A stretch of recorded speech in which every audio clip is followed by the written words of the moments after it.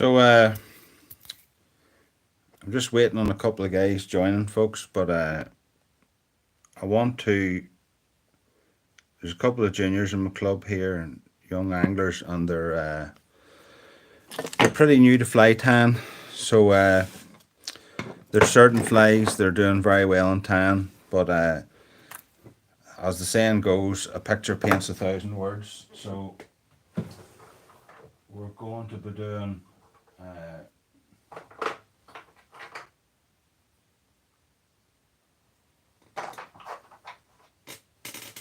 We're going to be doing a fly at their request. So in the vise there, we've got a B175 size 10, which is sort of in standard hook size. It's almost the largest one we can use in competition size. So this fly here, Nell Crummy years and years and years ago was fishing over in England, and he came back from that competition with an increased knowledge of booby flies, booby eyes, and what they could do. And I spoke to Nell about this fly a wee bit in length, but originally he tied this with I believe yellow eyes on it. But in his words, it didn't work very well. So he stuck a set of orange eyes on it, and it wasn't kept a secret, but certainly in Irish loch flies now, it goodness me, the world's changed. Now you've a lot to answer for, fella. So there's little tweaks in this fly. Pretty much it's like everything these days. You throw the kitchen sink at the fly almost. I'm nearly sure the original didn't have a tag on it, but oh, that's not good, dropping your resin. So that was Glow Bright number 4, and Glow Bright number 4 is an excellent colour. So I'm just putting in a wee bit of a tag there. Now, going by Donald's original dabbler, it was tied with pheasant tail. So pheasant tail, there's something about pheasant tail. I find fish just love it, but they also love to bite it off. So the first thing I'm going to say here is that whenever you're tying, and this is a wee bit more step by step for the people that are watching. So whenever you tie flies and you've done the wing, you get these offcuts, right? But you'll see here, the tips of this are still relatively brown. So we're going to use, instead of consuming a new feather, we're going to pull these out to the tips line up, and we're going to take these off, and then just roll them in your fingers, okay, like this. Sort of, I don't want this curving up or curving down. I'm going to put some thread on in a minute here once I find it, had it sitting out. There's it there. So for anybody new to this fly, it's best to keep your thread back from the eye. So you'll see there I've started 2 millimeters back, and that just helps you maintain a bit of space. So as we come down the body here, and this is the foundation of your fly, it's pretty important. The guys asked me there about a bit of flash, and yes, a bit of UV flash doesn't really go amiss.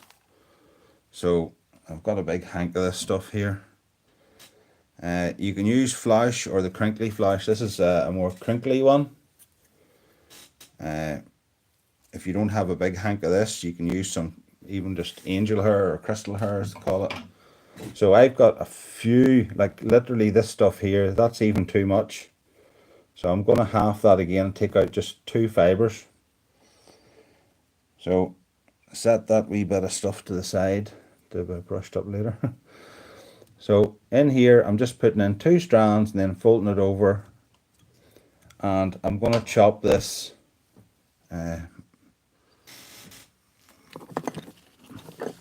Now I've got my gauge handy here, which I'll be using, but this particular tail, I don't want it as long as the main tail, for a better word. So just keeping that to one side, and I'm going to pick up this bit of mallard again.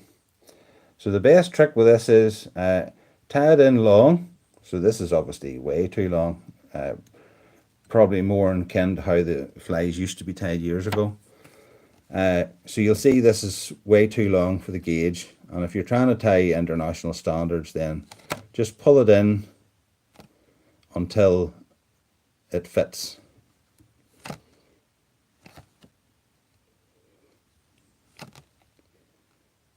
Okay, so whenever that's in, now we're doing a floss body here, so we want to trim this the full body length.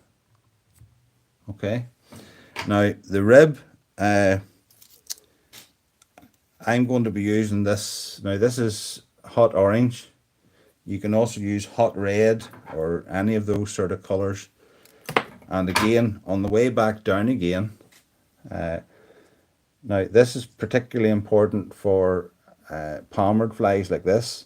I'm going to tie the rib in on what I call the far side of the hook, and I'm going to keep it on the side. I'm not letting it go here or down, keeping it on the side, then go back to normal and tie it down up to where you want the butt to see. So I had that butt a wee bit longer than that, so whenever I go down here, I'm sort of covering it.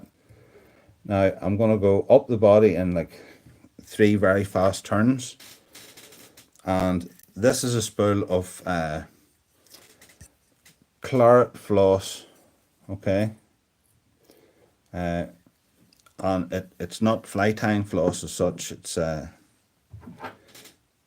don't know, I think it was got out of some draper shop years and years and years ago.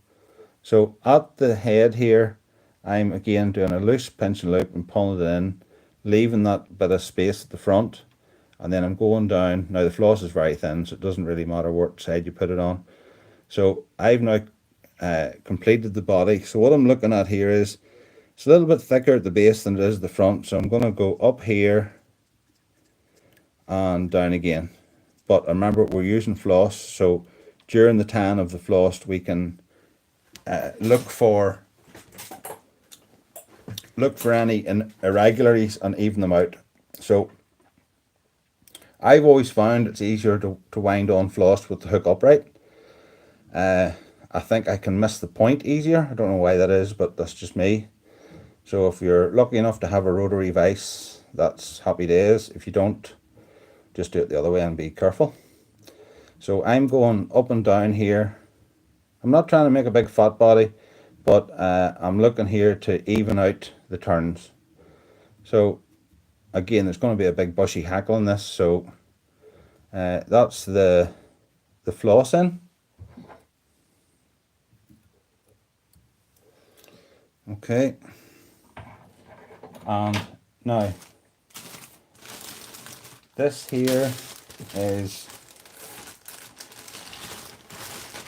I'm going to say it's a Chinese neck, so it's not a super expensive cape, but this is from Shane Rogers in Riff Island, and there's a good baldy spot in it where these flies are tied from. But weirdly enough, there was some sort of a dyeing mistake in this, and one side of it's really dark and one side of it's really light, which in a way is sort of nice because you can tie a dark fly and a light fly out of the same hackle. So in here, again, if you're looking at a hackle, this is hard to do zoomed out, but I haven't plucked these out, but I'm presenting them onto the hook shank and then doing this to see what the hackle fibers is like. So that one there's a wee hair too long, so just go further down the cape, bring out a few, and that one there's even still a bit too long. Now you get to know your capes where hackle sizes come from. So that one there is quite nice. Okay. So the weird thing is you could actually, if you were tying, say, half a dozen of these flies, you could take out half a dozen hackles from the same spot and they're going to fit your fly nicely. So I'm taking off a little bit of the junk at the bottom, but not all of it. So these fibers at the bottom are soft, and then these fibers up here are stiffer. And weirdly enough, that's what we want for this fly. We want a bit of movement at the front and then the shininess at the back. So again, if you were to hold this, I'm just doing it here, if you were to hold this up to the light, it's a good cape because you can see through the colour, or see the shine, as I call it. So again, a lot of these capes have got quite a stiff butt here, so it's not tradition, but I'm going to tie this in my axe style. Now you'll see there that the feather tweaked over. A lot of these stalks are actually square in profile, so you want to get it tied in the orientation that you're going to turn it. So there's my axe turns, give it a good pull, and then I'm coming back the way to tie in the stalk, and then with your thread held firm, you'll be able to just tweak this out. Success. So you'll see now, I'm sorry to labour this point because this is for Matthew and Jamie. So you'll see here I've got 2 mil clear at the eye, which is where I'm going to do my wing, and then where I tied in the hackle, I've now got a wee flat bed where I tied the stalk in. So you'll hear a lot in the videos where people say do 2 or 3 turns at the front. Well, I'm doing those 2 or 3 turns onto this thread, which makes it, you know, it's a good foundation for the hackle to sit on. So then we're going to quickly palmer down the body and then wind the rib up through it. So I'm taking the thread to the front side, and this is a good long hackle, so we'll be able to do and again, the reason why we want these softer bits at the front is we're putting on a mallard wing here, and I don't want these poking through the mallard. I want the mallard to be sort of solid. So it's best to have a couple of different varieties of these. You can have a more bushy one for a bigger wave, or you can have a slimmer one, or an anemic one, as they used to say. So I've cut in the thread, the hackle there, and then I'm coming up through the body here. You'll notice with wire, of course, that the fibers don't stick to it, so it's easier to come up the body with without trapping on. And then whenever you get to the front, put a bend in your wire, and now we're going to cover the place that we're going to put the wing in with this. Okay, so that's a good 5 or 6 good tight turns to secure the wire. Wire is very strong, so you'll be able to just tweak the butt piece out, and then anything going back, we're just going to stroke it forward, and 1 turn is enough to secure that. Now again, there was a I think it was Ross McLaren. I'm not going to do it in this fly, but I'm just going to show you. Ross McLaren, I think he came up with a thing years ago where he put in a turn of flash that would actually sit under the wing. In fact, I'll just leave it in. It's not going to do any harm. So this is a full fat variety. So we're now ready for the wing, and in case, if you're tying this fly for the first time, do a wee whip finish, okay? You know, with this samper fly thread, it's brilliant. You're not building up too much bulk. So if we get the wing wrong, we can reverse back, okay? So I'm splashing out on this one here. I'm going to use the single packed bronze mallard, but I'm doing that for a reason. So this fiber here, so I'm behind the camera, right, and you'll see down at the bottom here you've got this real wispy stuff. It's not much good for anything really, so it's best just to rip that off out of the road. throw it in the bin. So we've now got, I'm going to call it, this bit here would be your, premium section. It's usually the darkest. So what I'm doing here is I'm pulling this out until the tips line up. Now, when we go to do another section of the wing, we're going to build this wing up with two sections. So whenever I go to pull this section out, you'll notice that this one here, I had to go 90 degrees to get the tips to line up. But this one here, I'm only going 45 to get the tips to line up. So you can't really do this all in one big swage. There's boys who do. I don't know how they do it, but this is the way I do it. So this is my darkest out of the two. So I'm going to grab this here and tweak it off.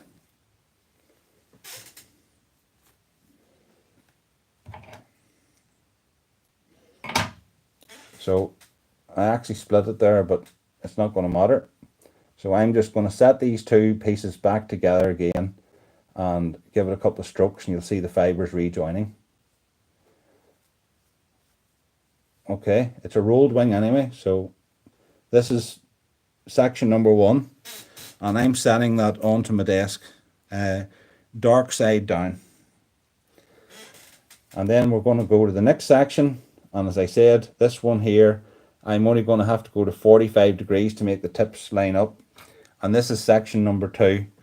So I'm setting section number 2 on top of section 1. So this gives me this effect. So I've got 2 lots of bronze mallard here, okay? So you'll see once you join them up, they become even darker, okay? Now, it doesn't look a lot, okay? The old dabblers from years ago had a very, very solid wing, but weirdly enough, that actually covered the body, covered the butt, and your fly became very dark. Now, those flies still work. They work very well, in fact. But because we're putting booby eyes on this, and we're going to be ripping it and melvin, hopefully, we don't need that much. So all I'm doing here is turning my rotatory vise, and I'm going to put the tips so they're just past the butt, and you'll see I've turned the vise so I'm directly looking at the slightly the underside of the hook, and then I'm trapping it with my finger. Now this is where dabbler tan gets weird, because a normal wing you're looking to pinch and loop and stop it turning and all that twisting, but here we're actually going to just lift the thread up very, very gently and go out over the top, and you're breaking all the fly tan rules. So you're putting wings on, you're going to bring it right round, okay?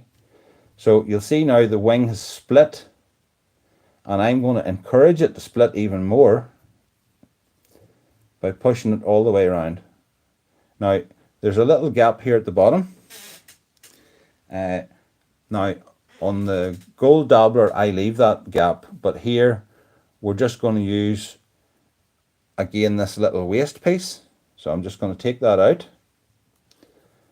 and set it on similar length or a hair shorter, and set that on like this, okay?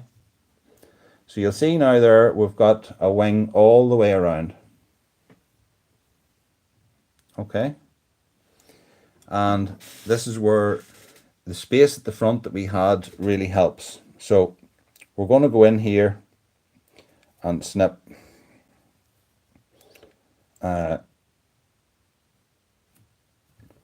don't cut your thread.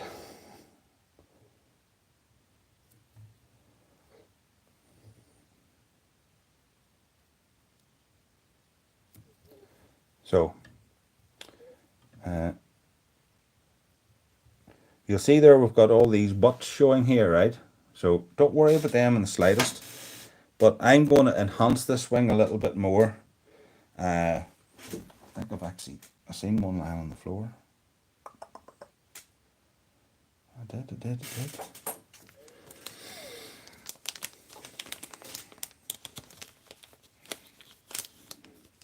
So I'm going to take another feather, strip off the garbage, and I'm going to pull this to their square, tweak it off, and then this wing I'm going to roll it.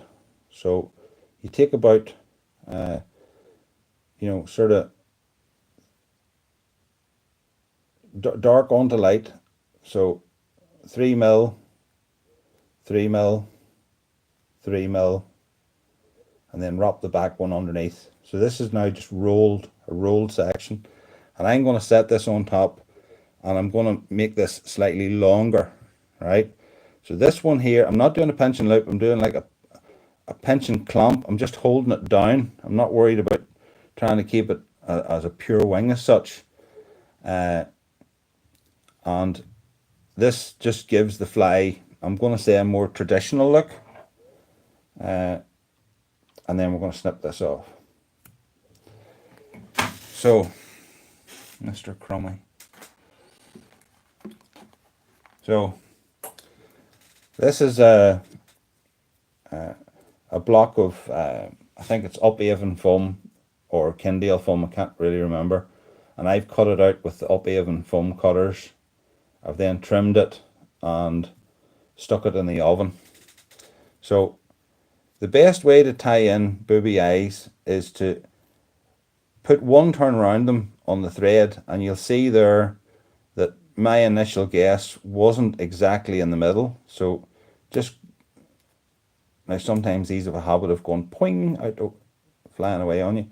So we're just going to do that again, coming up like 1/2 mil. And you'll see there that they look more 50-50. So with that, we can put one more turn in the same slice. And you'll notice that we can still move this up the hook. And you don't have to hold it around, but we're just going to go up to the top of the hook and then go out over. And then turning the vise towards you, grab all the hackles and stuff. And then as you go through here, make sure that you don't catch anything. And then down the far side of the eye.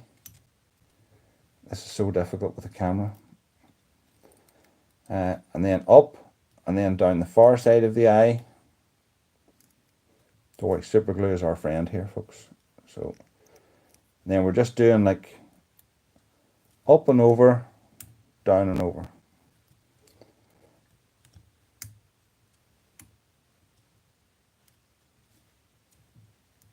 And again, just watch you're not catching any of your wing or anything like that.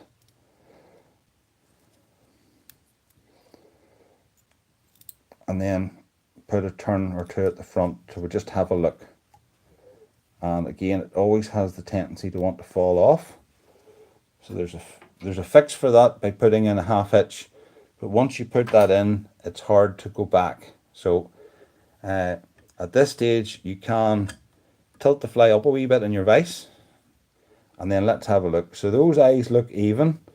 We haven't caught any of the wing, and more importantly, we can still get a bit of thread into the eye. So you'll see how much room we have there. So I would be happy to finish that fly off at that stage. So pull the eyes back and get your 3-turn whip finish in there. Again, we don't even need a whip finish. A 1/2 hitch would do, because we're about to glue this baby. So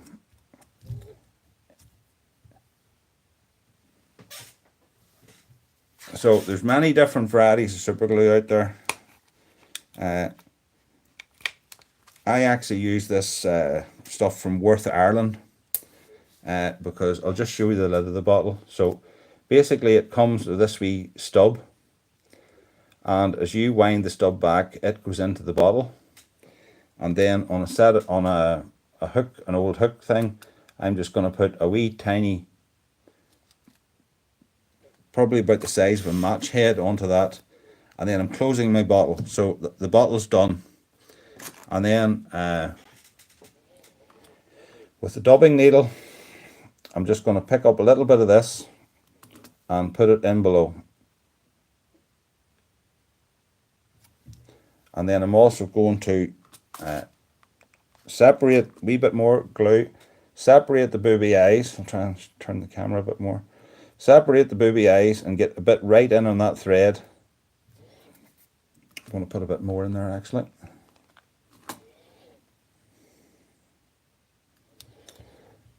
And I'm so far away from this, I just want to check the eye. Yes, 100%. So because I'll just straighten this up again. So because we stayed back from the eye, we had enough room to put in effectively 2 wings, a cloaking wing and an overwing.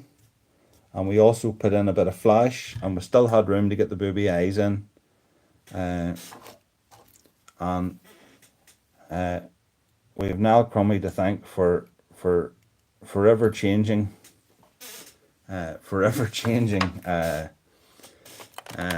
wet fly fishing, and certainly in Loch Melvin. But I think these boobies are used everywhere, Mask, Con, everywhere. I was on the Ulster on Loch Con year before last, and I was lucky enough not to qualify, but the guy who did, he got his on a Booby Dabbler. So the whole world is now using booby eyes on everything, thanks to the Right Honourable Mr. Crummy. So is there any comments that anybody has? I'm trying to think how I see them. Right, no. Right, hopefully that was of use. I'll just stick it back in the vise and give it another spin round.